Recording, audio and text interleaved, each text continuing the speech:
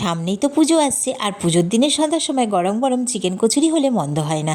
তার জন্য সবার প্রথমে আদা কুচি, রসুন কুচি, কাঁচা লঙ্কা কুচি, পেঁয়াজ কুচিটাকে সামান্য পরিমাণ নুন আর হলুদ দিয়ে হালকা লালচে করে ভেজে নিই। ছোটো করে কেটে রাখা চিকেনটাও পেঁয়াজের সাথে হালকা করে ভাজা করে নিই।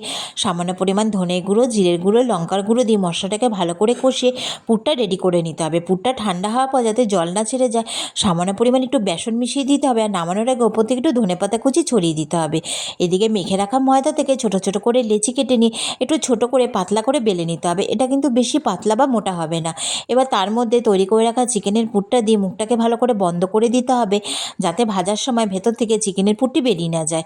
ঠিক আমি যেরকমভাবে বন্ধ করে নিচ্ছি সেরকমভাবে বন্ধ করে নিয়ে একটু গোল করে হালকা একটু চ্যাপটা করে নিতে হবে।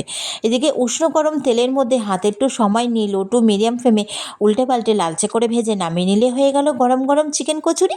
আর সন্ধ্যার সময় গরম গরম চায়ের সাথে গরম গরম চিকেন কচুরি খেতে তো দারুণ লাগবে।